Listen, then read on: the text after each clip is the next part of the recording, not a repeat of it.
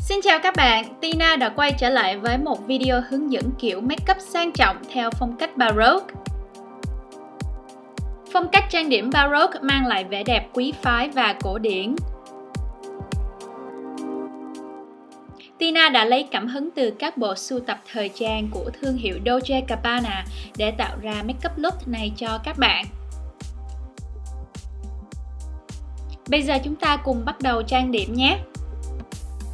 Tina sẽ bắt đầu với một làn da đã được dưỡng ẩm. Tina sẽ thoa đều một lớp kem lót để làm mờ đi lỗ chân lông và tạo một làn da mịn màng trước khi tán kem nền. Để có một làn da không tì vết và trắng mịn, mình sẽ sử dụng kem nền của Too Faced. Loại kem nền này có độ che phủ tốt nhưng lại không mang lại cảm giác dày trên da. Tán đều kem nền bằng Beauty Blender đã được làm ẩm. Đây là kem nền yêu thích của Tina trong thời gian gần đây vì rất tiệp với màu da của mình mà còn lâu trôi nữa.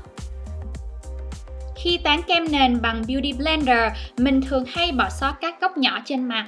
Cho nên Tina thường thích dùng cọ để tán kem che khuyết điểm, giúp che phủ các khiếm khuyết còn lại trên da.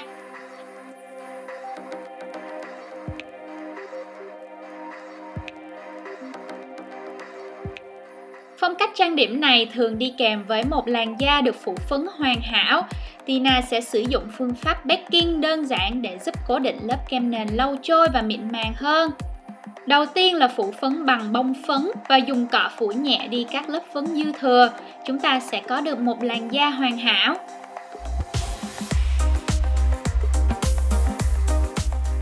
Bước tiếp theo là vẽ lông mày. Lông mày luôn là một điểm nhấn quan trọng trên khuôn mặt. Cho nên Tina luôn ưu tiên và đề cao việc chải chuốt cho lông mày trước khi bắt tay vào các bước trang điểm còn lại. Lông mày hôm nay sẽ có độ cong nhẹ nhàng và tự nhiên.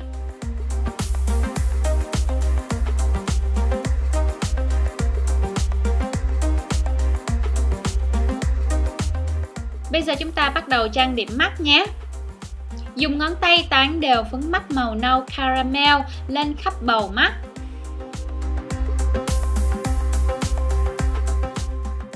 Sau đó dùng cọ tán màu nâu tương tự dọc theo mí dưới.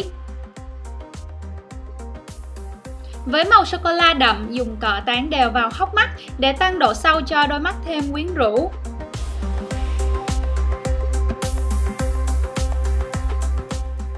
Vì màu nâu đậm sát theo mí dưới.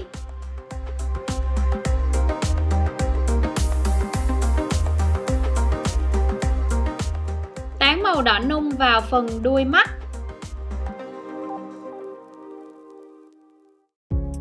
Highlight xương lông mày bằng phấn mắt màu kem sáng. Dùng ngón tay tán phấn màu nhũ vàng lên chính giữa bầu mắt và tán đều ra đầu mắt. Viền sát mí trên bằng bút chì kẻ màu đen.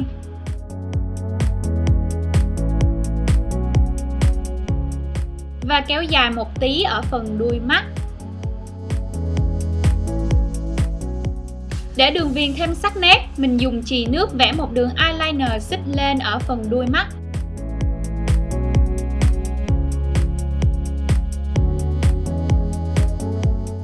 Tina dùng chì màu nâu thay vì màu đen để viền dọc theo đường mí dưới. Mình chỉ vẽ đường viền phần đuôi mắt và khóe mắt và chừa phần ở giữa ra. Dùng miếng mút ở đầu còn lại của bút chì tán nhẹ cho đường nét thêm mềm mại. Sau đó nhấn nhẹ màu đỏ nung vào phần đuôi mắt cho đôi mắt thêm thu hút.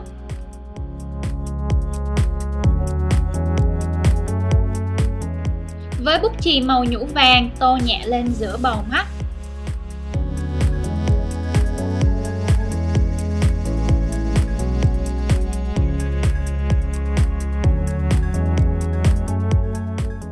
Bấm cong lông mi trước khi dán lông mi giả.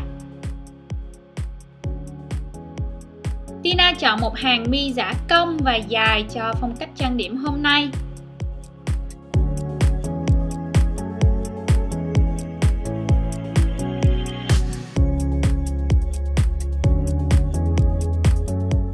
Và cuối cùng là không thể thiếu một lớp mascara cho lông mi dưới.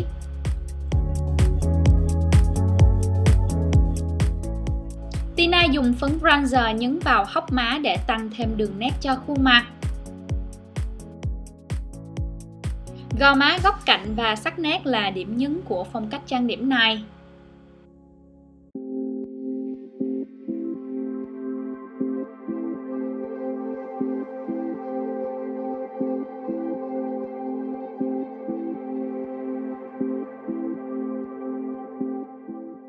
Tán phấn mắt màu nâu dọc theo sống mũi, giúp tạo một sống mũi cao và thon gọn hơn.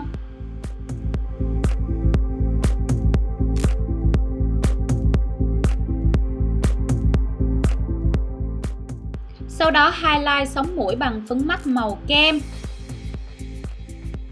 Tina thích dùng phấn mắt màu kem sáng, không nhũ để highlight dưới bọng mắt, trán và cằm, giúp làm sáng các đường nét trên khuôn mặt. Mình sẽ chấm nhẹ phấn highlight ánh nhũ ở đầu mũi, dọc theo sống mũi và một chút ở đầu khóe mắt. Đây là các vị trí mà Tina muốn bắt sáng.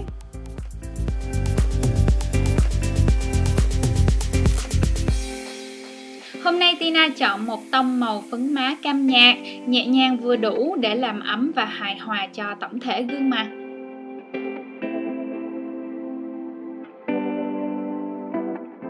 Trước khi thực hiện các bước tô son, Tina sẽ phủ một lớp phấn lên môi. Để có một đôi môi đỏ gợi cảm và hoàn hảo, trước hết Tina sẽ viền môi bằng bút chì.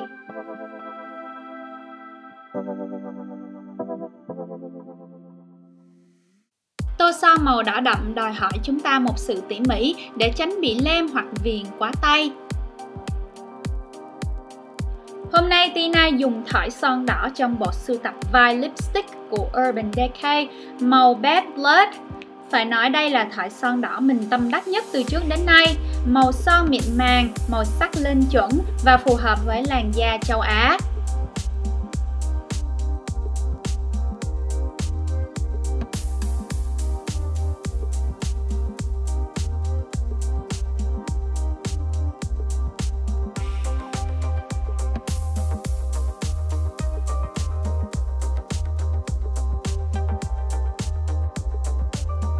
Mình thường dùng kem che khuyết điểm để chuốt lại đường viền môi, tẩy đi các vết khiếm khuyết.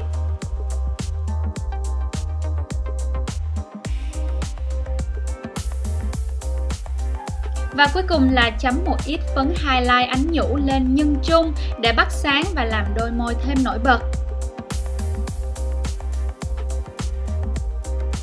Hoàn thiện phong cách trang điểm bằng các phụ kiện bắt mắt.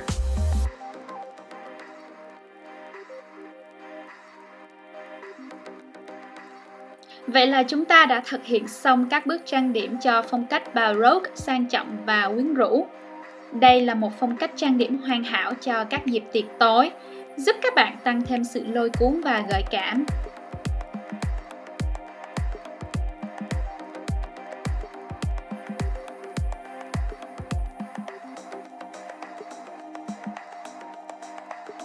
Cảm ơn các bạn đã theo dõi video kỳ này. Tina sẽ hẹn gặp lại các bạn trong video tiếp theo.